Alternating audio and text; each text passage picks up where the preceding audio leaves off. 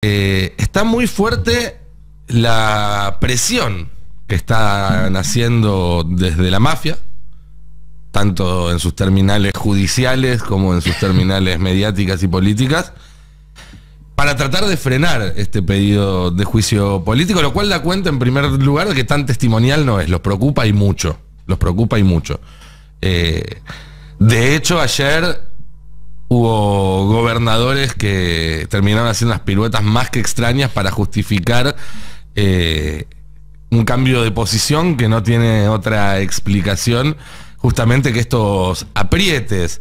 Después, a lo largo del programa vamos a ir desguazando bien en detalle, pero básicamente Bordet, que ayer participó de la reunión, vos lo contaba, Fer, y estuvo de acuerdo en todo, por lo menos si no estaba de acuerdo, no lo dijo durante la reunión, él participó por Zoom porque está de vacaciones afuera del país.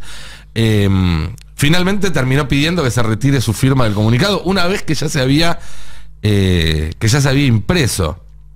Bordet tiene un conflicto con la Corte Suprema porque hubo un caso en Entre Ríos de una fiscal, la procuradora adjunta Cecilia Goyeneche, que intervino en un escándalo por contratos irregulares en la legislatura de Entre Ríos, donde estaba acusado uno de los mejores amigos de su marido, que a su vez tenía departamentos con ella, y no se excusó. Le hicieron un jury, la sacaron, ella denunció persecución política, ella había estado detrás de la condena contra Urribarri. Bueno, el caso ese está en la Corte Suprema. Y evidentemente Bordet no quiere, en un año sensible como el 2023, tener un fallo en contra. Uñac, por su parte, anunció hace pocos días que va a ser candidato en mayo del año que viene, cuando se vote a gobernador en San Juan. Uñac va por su tercer mandato, algo que la Constitución de San Juan en principio permite. Pero antes de ser gobernador, Uñac había sido durante un mandato vice de Gioja. Y ahí hay una especie de gris legal en la Constitución de Entre Ríos sobre si puede o no ser gobernador. Adivinen quién va a tener que definir si Uñac puede ser gobernador o no. Claro. Rosati, Rosenkrantz, Maqueda y Lorenzetti. Uñac, que la semana pasada era de los voceros más fuertes contra la Corte cuando fue el fallo con participación, fue muy duro Uñac, de hecho a tanto que llamó la atención porque no suele dar definiciones ante medios nacionales y menos de esas características. Ayer Cri no estuvo en la reunión, no firmó el comunicado. Me va a costar que me convenzan de que eso no tuvo que ver con el hecho de que la Corte Suprema tiene el poder de decidir si va a poder o no ser candidato a gobernador. Lo que estamos viendo en realidad es la prueba de lo mismo que se denuncia. Es decir, todo esto sucede ¿por qué? Porque hay un poder judicial que en vez de honrar la ley haciéndola cumplir, la utiliza para sus propios bienes políticos y para sus propios negocios de ellos y de sus mandantes, que es lo que viene denunciando Cristina. Cristina también viene denunciando que el lawfare o los aprietes mafiosos, para decirlo en castellano, que a mí me gusta más, tienen como fin no solo perseguirla a ella, sino más bien disciplinar a toda la clase política. Bueno, aquí está. Imagínense que si Uñac tenía miedo de que la Corte lo proscribiera, con ese fallo interpretando la Constitución, más tiene después de que lo hicieran con Cristina. Si pudieron hacerlo con Cristina, ¿cómo no van a poder hacerlo con un gobernador? Está todo sobre la mesa. Y vamos a empezar a ver en las próximas semanas cómo empieza a aumentar también la presión sobre los diputados y diputadas que forman parte de la Comisión de Juicio Político. ¿Por qué? Porque es una comisión que tiene 31 miembros. Vos necesitas la mitad más uno de los presentes para tomar cualquier decisión. Hoy en día, de los 31, el Frente de Todos tiene 16, le alcanza, si tiene asistencia perfecta de sus diputados y diputadas, para aprobar cualquier acción dentro de la Comisión de Juicio Político. Esto es iniciar la investigación, esto es pedir medidas probatorias, esto es convocar a testigos, esto es convocar a los imputados, y esto es también elevar el pedido al Pleno de la Cámara para que se convierta en Cámara acusatoria. 14 tiene, decíamos, 16 el Frente de Todos, 14 tiene Juntos por el Cambio, y el que sobra es el Topo Rodríguez, este diputado del Interbloque Federal, que en general uno tiende a pensar que no va a acompañar, por algunas declaraciones que hizo, los números del Frente de Todos. Es decir, el Frente de Todos necesita asistencia perfecta para que esto pueda avanzar en la comisión. Y el objetivo de la mafia, de acá hasta que se empiece a discutir en la comisión y durante los 60 días que dura la investigación, va a ser tratar de voltear ese número. Y ir uno por uno a ver a qué diputado del oficialismo pueden presionar para que cambie de idea. Uno mira los nombres, después los vamos a repasar. Es bastante sólida la conformación del Frente de Todos en la Cámara, y hay alfiles importantes, desde Leopoldo Moró, Vanessa Siley, Hugo Yasky, Rodolfo Tailade. Son diputados que tienen espalda. Pero bueno, lo que vamos a ver en las próximas semanas, en los próximos meses, va a ser esto: aprietes para tratar de debilitar al peronismo en este debate y en esta puja política contra la Corte Suprema. No sé cómo lo están viendo ustedes. Bueno, cuando fue, creo que fue el tema del Consejo de la Magistratura, también se había visto a jueces de la Corte deambulando en las redes sociales respecto de el no acompañamiento de algunos gobernadores de la firma del pedido de juicio político de ayer. Por ejemplo, Gioja salió a cruzar muy fuerte a Uñac, acusándolo de interesarse solamente por su propia candidatura. Teniendo en cuenta eso, uno también empieza a pensar cuál va a ser el rol de las provincias, ¿no? De las cuales se desprenden los diputados y las diputadas que conforman esa comisión, que en principio uno pensaría que es bastante sólida, y todas las personas con las que hemos hablado, integrantes de esa comisión, tienen la intención de avanzar, siempre con prudencia. Nadie dice, como podemos decir tal vez nosotros, que va a salir el dictamen, ¿no? Sí que hay probabilidades de que suceda, pero no hay que... Los números hoy están, claro, pero no hay falta mucho, así como... Faltan 2 meses. Así como decíamos que el oficialismo va a tratar de conseguir que quizás algún sector de la coalición cívica, del radicalismo, se sume, bueno, del otro lado van a tratar de restarle al peronismo. Es básico, es política básica. Yo ayer traté de preguntar de si esto que algunos gobernadores se mostraran remisos implicaba que los diputados de esas provincias se van a... Me dice, pero escúchame, todavía no entró, claro, todavía no entró el escrito, y vos ya querés saber cómo van a votar dentro de 3 meses. Van a pasar tanta agua bajo el puente. Además, es muy difícil generalizar, porque en general en las provincias se negocia, y en las listas el gobernador pone uno, la facción que le hace la interna al gobernador puede colar otro, el kirchnerismo siempre trata de poner gente. Alberto Fernández en las elecciones de 2021 talló también en algunas listas. Sí. Entonces, que un diputado o diputada sea de una provincia no significa que esté alineado necesariamente con el gobernador. Generalmente con los senadores eso es más claro, con los diputados es más difícil. Bueno, un caso claro es, perdón, Fer, te estoy interrumpiendo mucho. No, un caso claro es que la propia Carolina Galiard, que es presidenta de la comisión y es entrerriana, de la provincia de Bordet, el que sacó la firma. Bueno, pero Galiard es alguien que desde hace varios años es muy cercana a Alberto Fernández y viene trabajando muy cerca del presidente. Uno no se imagina a priori que vaya a cambiar su posición. Sería, si lo hiciera, sería un golpe durísimo contra esto, porque es la que preside la comisión. Pero tengo entendido que eso por ahora no está previsto, porque justamente es de Entre Ríos, pero políticamente, más allá de que tiene buen vínculo con Bordet, ella responde directamente al presidente. Y además después ahí también, fíjate, o habría que ver si esto avanza y cómo avanza, cuáles son los impactos también electorales que puede tener. Porque si vos decidís no acompañar por un interés personal, porque vos estás llevando adelante algún tipo de causa judicial y no querés pelearte con la Corte Suprema de Justicia, es una razón personal, ¿sí? Ahora bien, ¿Qué pasa con los fondos que no recibe la provincia en un año electoral también, ¿no? ¿Qué pasa con la población de esa provincia, las obras que se podrían hacer, los puestos de trabajo que se podrían crear en esa provincia, que no van a llegar también por una decisión personal? En el caso de Entre Ríos, la situación es bastante complicada para el peronismo, con un Rogelio Frigerio que está en contra de esto, pero no gobierna,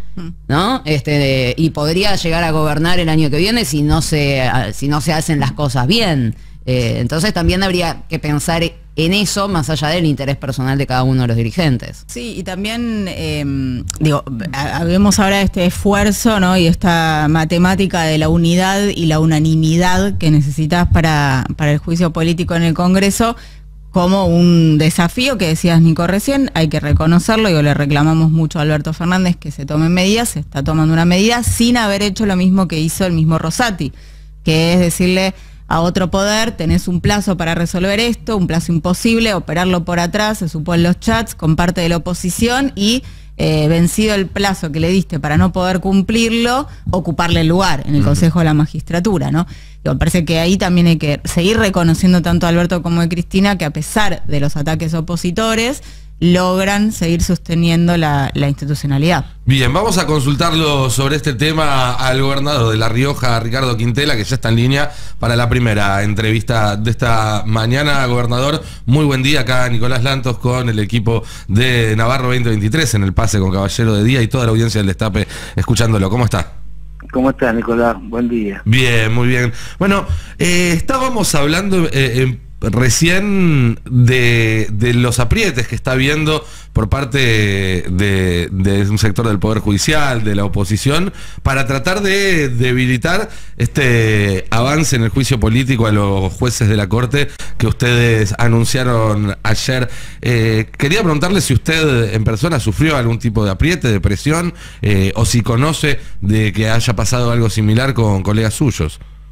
No, yo no recibí ningún tipo de apriete y no tengo conocimiento que eso suceda. No tengo conocimiento, pero sí, la mayoría de los gobernadores, junto con el presidente, hemos impulsado el pedido de juicio político a la Corte, y en extraordinaria que va a convocar creo que en la segunda quincena o en la primera quincena de enero, no más allá de la segunda, la extraordinaria, para que ingrese el juicio político y empiecen a analizar, investigar y en un supuesto caso que así sea, acusar. Bien, ¿y cómo fue? Cuéntenos algún detalle, cómo fue la reunión de ayer, en qué términos se debatió esto. La reunión fue una reunión tranquila, corta, simple. Cada uno expuso su posición, unos más firmes que otros más prudentes, otros más inteligentemente planteados, pero todos los gobernadores que estábamos presencialmente, que éramos 11 y 4 que estaban por Zoom, manifestamos nuestra posición con respecto al juicio de la Corte, que ya estaba más o menos desarrollado la presentación del juicio, con 60 páginas aproximadamente, obviamente con términos jurídicos. Políticamente nosotros visualizamos de que obviamente la intromisión es muy manifiesta del Poder Judicial sobre los otros dos poderes del Estado, derogando una ley o declarándola inconstitucional, una ley después de 16 años de estar en vigencia, para poner en vigencia, valga la redundancia, una ley que ha sido derogada por el Congreso. Así es. Una clara intromisión en el Poder Legislativo, y autoproclamándose Rosati como presidente del Consejo de la Magistratura, cosa que me parece hasta vergonzoso. Por otro lado, también se intromete en las cuestiones que tienen que ver con el Poder Ejecutivo, donde le ordena pagar, sabiendo que no existe partida presupuestaria para pagar lo que ellos ordenan el pago a la ciudad, y sabiendo que no le corresponde tampoco, porque atenta contra el federalismo en la República Argentina, y atentan también con el crecimiento armónico de las 23 provincias argentinas, en beneficio de un partido que hoy gobierna transitoriamente la ciudad capital de Buenos Aires. Y por otro lado, las incongruencias del fundamento, por lo cual le ordenan al Poder Ejecutivo. Y por último, tenemos el tema de lo escandaloso que se conoció los últimos días, del chat entre Robles y de Alessandro, que la verdad que es el chat entre Rosati y Horacio Rodríguez Larreta, lo que habla a las claras, digamos que hay una clara inclinación y una clara definición en defensa de los intereses muy definidos que tiene Capital Federal, o más particularmente el PRO, con los cuales ellos se sienten identificados. Eso genera, digamos, intranquilidad para el conjunto de los pueblos del pueblo argentino, porque vemos que hay una corte que no se ajusta a derechos, sino se ajusta a los intereses que ellos representan, y que ellos representan abiertamente y defienden abiertamente. Quintela, Fernando Silveira, buen día. Le quería preguntar, sin que entre una infidencia de una reunión que fue a puertas cerradas, ¿no? Pero ¿hubo algún gobernador, algún funcionario que haya planteado en ese momento algún desacuerdo o alguna prevención en la idea de avanzar en una propuesta tan fuerte como un juicio político a la Corte Suprema? Prevención no, creo que esto es inédito. Prevención no, y tampoco una idea, digamos, que sea superior a esta, no, porque esto es inédito, porque nunca la mayoría de los gobernadores de la República Argentina, con el presidente a la cabeza, presenta un pedido de juicio político en la Corte a 4 personas, son 4 personas, porque la Corte es una palabra abstracta que hay que respetarla, pero las 4 personas que hoy integran la Corte, creo que la desjerarquiza, la desprestigia, y obviamente no le brinda seguridad al conjunto del pueblo argentino, porque se entrometen en cosas que no les competen y fallan en cosas que no les competen. Porque veo que después pasó que algunos gobernadores aparecían firmados y dijeron, no, nosotros no firmamos, pero ahí no se manifestó nada de eso. ¿Cómo, perdón? No, porque ocurrió, por ejemplo, el caso específico de Bordet, el gobernador de Entre Ríos, que apareció entre las firmas y él dijo que no había apoyado. Ahí no dijo nada durante la reunión. No puedo opinar por él, pero él estuvo presente, a través del Zoom estuvo presente. Fuimos 11 gobernadores, 11 provincias presentes, más 4 provincias que estaban, 4 gobernadores que estaban por Zoom. Raúl Jalil, Alicia Kirchner, Gustavo Bordet y el vicepresidente de Chubut. Por lo tanto, no desconozco lo que vos me estás diciendo. Me llegó ese comentario, pero desconozco, no le pregunté a Gustavo. Ricardo, ¿cómo va? Carla Pelliza lo saluda. ¿Qué pasa con los que habían firmado el comunicado anterior y en esta ocasión no acompañaron el pedido de juicio político también, ¿no? ¿Se pudo conversar con ellos? ¿Les dieron alguna explicación de por qué antes habían pedido impulsar la medida y cuando se impulsó no la acompañaron? Si es así como tú dices, no tengo información yo. Si es como tú dices, tendrán sus razones, pero de todas maneras te digo que nosotros tenemos un conjunto de gobernadores que estamos muy firmes en avanzar decididamente sobre el pedido de juicio político de la Corte. ¿Y el presidente cómo lo vieron con esto? ¿Cómo fue la reunión con él? ¿Qué postura tuvo? Bien, obviamente hay gobernadores que tenemos posiciones mucho más frontales, más firmes, más duras, acompañadas por una serie de medidas que nosotros, por lo menos yo creo que se deben acompañar. Pero bueno, hay que ser prudente también, y muchas veces el ímpetu de algunos gobernadores, como el caso mío, pueden entorpecer la acción, digamos, del conjunto de los gobernadores. Por eso es respetuoso lo mismo. Yo sí creo que ponen en vigencia nuevamente una ley de medios para evitar, digamos, la monopolización de la información. ¿Y por qué digo esto? Digo esto porque generalmente la información que se genera en Capital Federal se difunde en conjunto de las provincias argentinas, y la mayoría de estos medios son informaciones negativas con respecto al país y con respecto al gobierno que tiene la responsabilidad de conducirlo.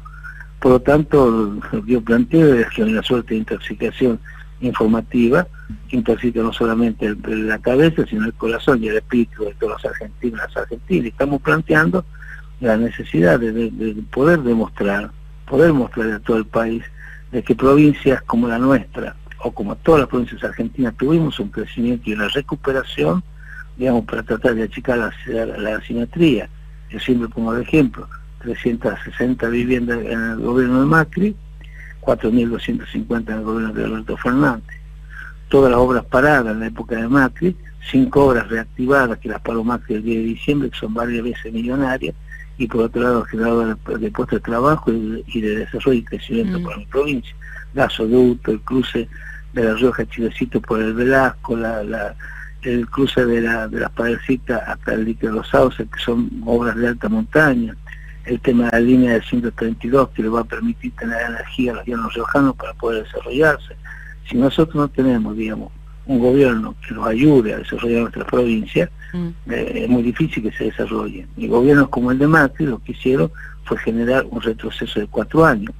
A diferencia de lo que dice un colega de ustedes, de un medio hegemónico, que permanentemente descalifica, denota a las provincias del norte argentino y a otras provincias más, diciendo los feudos, que atrasamos, que Alberto quiere igualar a la baja, quiere igualar a la baja Capital Federal. No, lo que nosotros queremos tener la misma cantidad y calidad de servicio que tiene Capital Federal, pero para eso necesitamos una distribución equitativa y federal de los recursos. Gobernador, Giselle Teper lo saluda y le pregunta en este caso.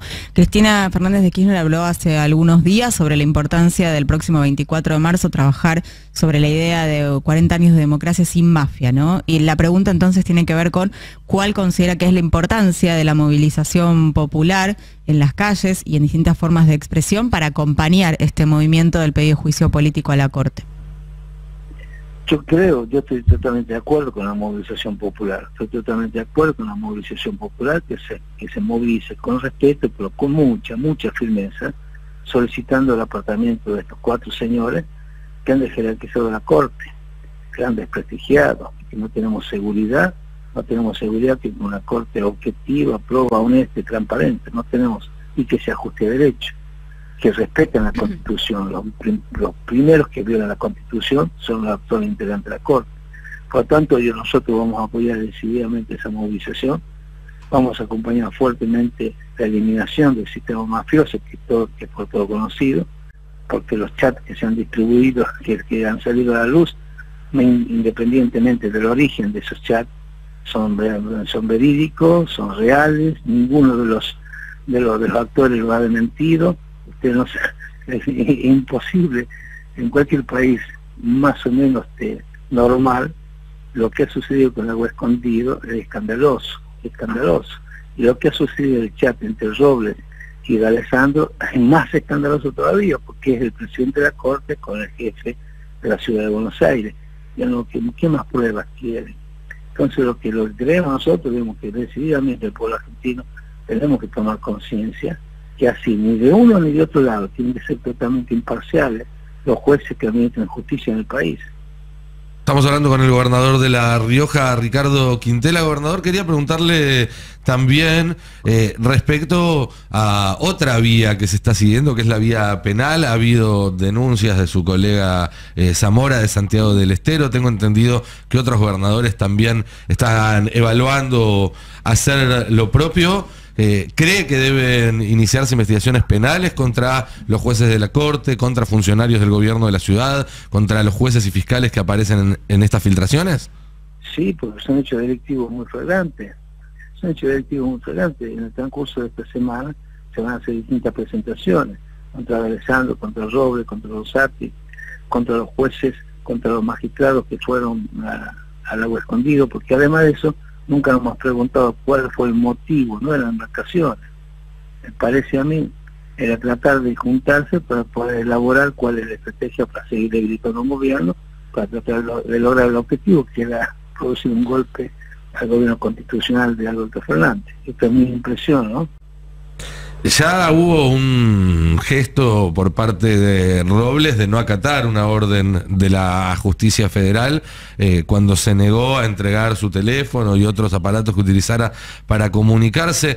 ¿Se imagina un conflicto entre poderes escalando a partir de esto? Primero que eso refleja la verosimilitud de los chats, porque si no fuera así, si, como ellos dicen, que fue armado, etcétera, etcétera, no tendría ningún inconveniente de poner a disposición sus celulares, ambos, tanto Alessandro como Robles. El tema del conflicto de poder tiene que existir, porque hay una intromisión del Poder Judicial sobre los otros dos poderes. Poner en vigencia una ley, declarar inconstitucional una ley con 16 años de vigencia, retroceder 16 años para poner, para la redundancia, en vigencia una ley que estaba derogada por el Congreso de la Nación. Eso de una intromisión flagrante en las competencias que son propias del Poder Legislativo, del Congreso. Por otro lado, ordenar al presidente que pague sabiendo que no hay partida presupuestaria para pagar y que se afectan fondos de todas las provincias argentinas, atenta contra el federalismo también.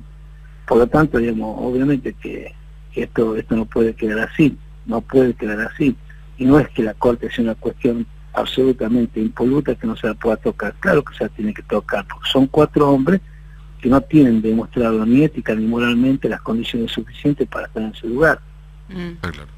Gobernador, le hago las últimas por mi parte. ¿Cómo va a ser el trabajo ahora, no? Porque Nicolás les preguntaba al principio si hubo algún tipo de aprietes en estas primeras horas. Por el momento, no, por lo menos vos no los recibiste. Pero ¿cómo va a ser el trabajo político en el Congreso? Si hay algún tipo de chance de que incluso puedan encontrar votos en la oposición con una coalición cívica que también había presentado juicio político contra uno de los jueces, o gobernadores radicales que me imagino que también deberían tener algún interés económico en la distribución de la coparticipación. Mire, tienen interés económico y también tienen interés moral y ético. Y me quedo con lo que dijo el senador Sima de Villa ayer en una carta dirigida al presidente de la Unión Cívica Radical. Recuperar valores y principios de un país centenario como la Unión Cívica Radical. No pueden, por decir de alguna manera, perdónenme la expresión, discúlpenme si no corresponde, pero son una prostituta barata del PRO, la Unión Cívica Radical, que es un partido centenario, que sufrió persecuciones, cárceles, tortura, golpes de Estado, que dio nacimiento y puso cimiento del sistema democrático en la República Argentina, con Irigoyen, etcétera.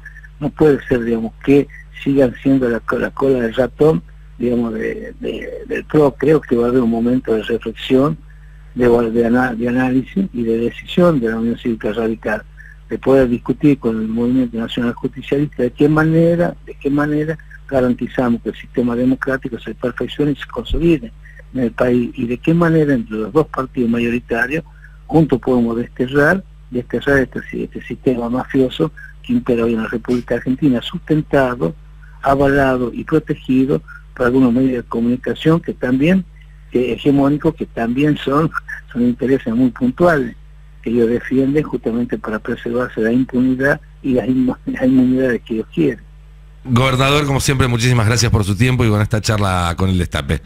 No, muchas gracias a usted y feliz año. Feliz año para usted también. Hablábamos con Ricardo Quintela, gobernador de La Rioja, definiciones fuertes, la decisión de avanzar, por supuesto, en el juicio político contra la Corte Suprema y de hacerlo con la mayor cantidad de apoyo político posible. Sí, y además me quedo con este otro concepto, ¿no? Que él dijo, habló sobre su punto de vista, la necesidad de volver a instalar la ley de medios o discutir una nueva, más ayornada, que en este momento se toma como una postura extrema que podría haber molestado o interferido en el avance del pedido de juicio político a los jueces de la Corte, pero es una de las discusiones evidentemente que se va a venir, y hay algunos que están buscando ir un pasito más allá también de todo esto, pero bueno, no se puede comer el postre antes del plato principal. Paso a paso, como decía el filósofo. Sí, uno va viendo cómo se van ordenando las fichas de una forma un poco más firme, ¿no?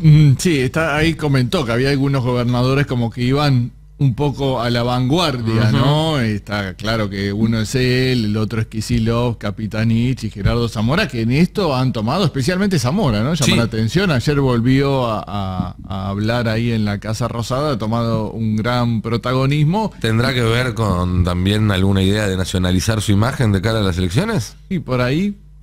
Y la verdad que es una figura que está llamando la atención, ¿no? Por esas posiciones tan firmes que está mostrando en público. Y bueno, él comentó que el presidente por ahí era un poco más moderado, pero en esto, yo comentaba recién a partir de un escrito donde habla de un método mafioso, bueno, en fin.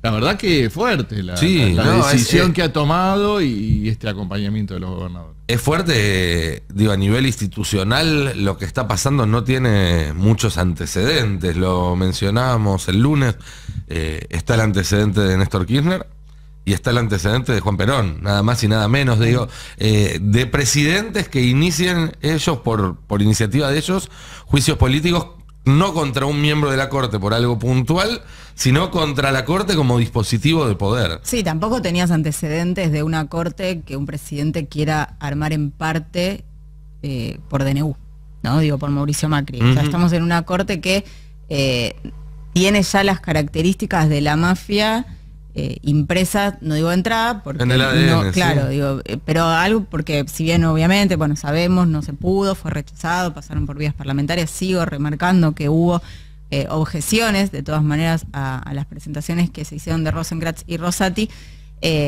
Maqueda y Lorenzetti en ningún momento dijeron, no, así no. Digo, estuvieron muy cómodos con la vulneración de conceptos éticos o morales de quienes se sumaron a integrar la Corte, bueno, Hayton de Nolasco en ese momento también, y luego pasaron a presidirla de manera rotativa, primero Rosenkrantz y después Rosati. Con lo cual, todo está absolutamente viciado de cuestiones particulares y en este caso de irregularidades, porque podría ser una particularidad buena, pero no tiene ninguna particularidad buena esta Corte. Me parece sí que en esto de cuánto presionen tanto a las provincias como dentro del Congreso, lo que hagamos fuera de esos edificios es lo que también va a condicionar a esa mafia. Me parece que es eso, digo, un 2x1 genocidas condicionado en las calles de todo el país, incluso por fuera de la Argentina, porque es intolerable para la sociedad, le dio vuelta un fallo a la Corte. Bueno, me parece que ahí es donde regulamos socialmente también a la mafia, ¿no? Sí, igual es quizás más difícil de explicar algunas de estas cuestiones que el 2x1, totalmente, que era algo... bueno, si algo tiene la ley de 2x1, entre otras cosas, es un título ganchero, digamos, ¿no? Es muy fácil explicar qué es el 2x1. Claro.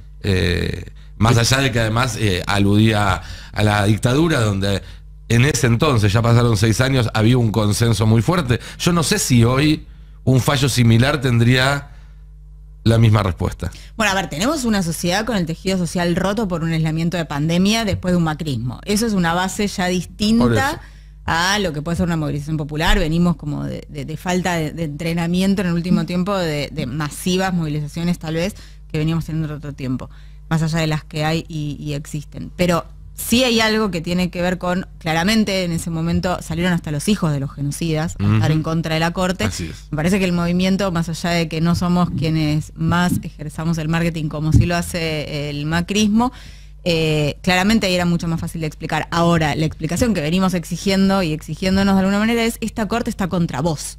Seguro, sí. Digo, y seguro. ahí es donde desglosamos, bueno, es en contra de esto, esto y esto, y que bueno, démonos el desafío de que se instale también. Sí, bueno, nosotros tenemos un rol en eso, porque en realidad nosotros queremos instalar esta Corte, está contra vos, después de muchos años en el cual del otro lado instalaron este gobierno está contra vos. Sí. Y es este gobierno el que avanza contra la Corte, con lo cual ahí hay que hacer una inversión de sentido. No, que la Corte era la que supuestamente le ponía freno. Exactamente, Claro. exactamente. Hay que desarmar una construcción de sentido muy compleja. O desarmar a la Corte. Bueno, una cosa para que luego pueda suceder la otra. Claro, el tema es que también estamos todos muy ansiosos en esto de, bueno, ¿y qué pasa cuando ya se vota en el Senado, ¿no? Claro. Todavía no entró el proyecto y estamos viendo qué va a pasar en el Senado de la Nación. Y digo, más allá del resultado, vamos a poner el peor de los casos, que sea negativo, que no se pueda avanzar. Tampoco tomar eso como una derrota, Por ¿no? supuesto que Porque no. el proceso en sí mismo es algo realmente muy importante y todos coinciden, desde dirigentes políticos. Ayer a la tarde también hablábamos con Gregorio Dalbón, abogado de la vicepresidenta de la Nación, en que algunos son más optimistas, otros menos optimistas, pero lo importante acá es el proceso para empezar a desenmascarar e instalar de forma fuerte en la opinión pública que hay un problema muy grande en el Poder Judicial y particularmente en la Corte Suprema de Justicia. Y si no es este año, será el año que viene. Bueno, si hay macrismo no, pero bueno, será en algún momento, pero será. Es que lo importante, como hablábamos ayer, es poner a dar cuentas a aquellos que nunca dieron cuenta. Eso va a ser lo interesante de este proceso.